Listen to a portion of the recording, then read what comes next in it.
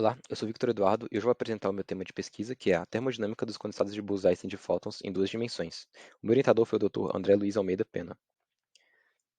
É reconhecido que o fenômeno da condensação de Bose-Einstein tornou-se atualmente um dos principais objetos de estudo na física, com vistas a futuras aplicações nas áreas de engenharias, como por exemplo nas transições de fase quântica da luz e na formação de condensados de polárons.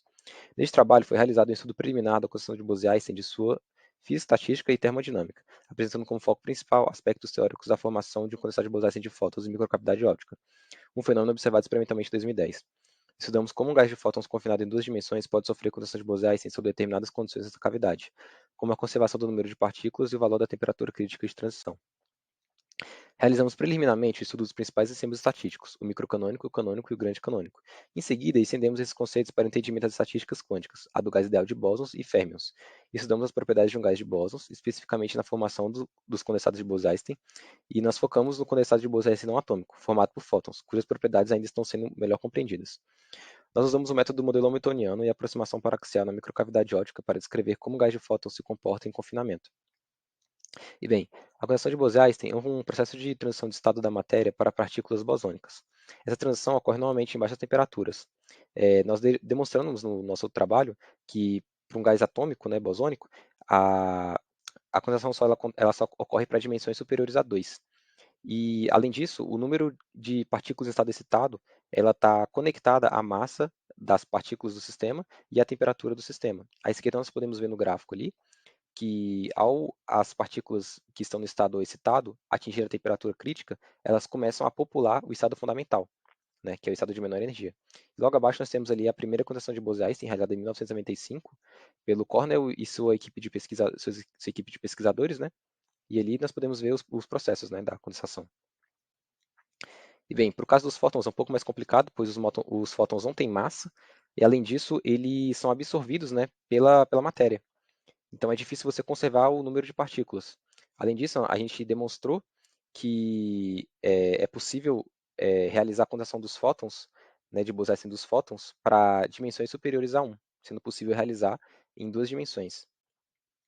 E bem, o maior desafio da condensação de Bose-Einstein é conservar o número de partículas. Isso acontece por conta da absorção dos fótons na cavidade que os confina. Em 2010, na Universidade de Bonn, o Waits e a sua equipe de pesquisadores propuseram uma forma de mitigar a falha de conservação dos fótons. Eles utilizaram uma substância fluorescente que absorve e emite os fótons. Essa substância é chamada de dye. E durante esse processo de absorção e emissão e de confinamento da microcavidade, os fótons adquirem uma massa efetiva para frequências de corte específicas. Ali à esquerda a gente pode ver o aparato, né, utilizado no experimento, que são dois espelhos esféricos. Ali no centro a gente tem uma tinta, né, e nessa tinta é bombardeado um feixe de fótons a partir de um laser, né?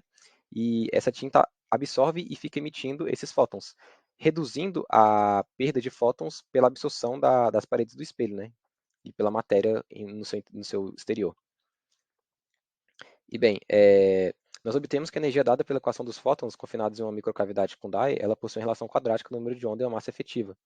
E, além disso, é possível você realizar a condensação de Bose-Einstein a temperatura ambiente, que, no caso dos gases atômicos, não é possível realizar. Você precisa de temperaturas próximas de 0 Kelvin.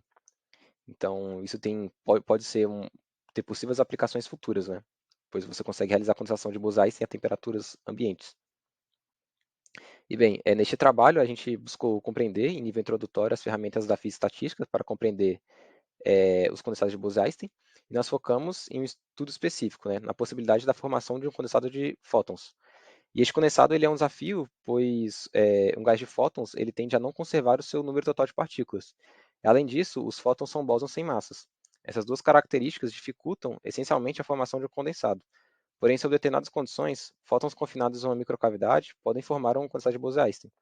Nós estudamos neste trabalho a presença de um termo quadrático de número de onda, na energia, na microcavidade, associado à massa efetiva dos fótons no condensado.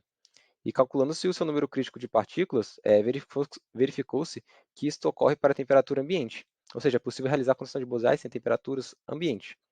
E este fato é peculiar e talvez de importância para futuras aplicações tecnológicas na óptica e computação quântica.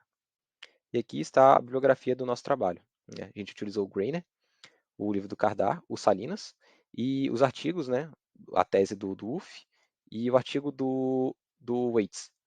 E por último, também um artigo do Cornell e seus pesquisadores.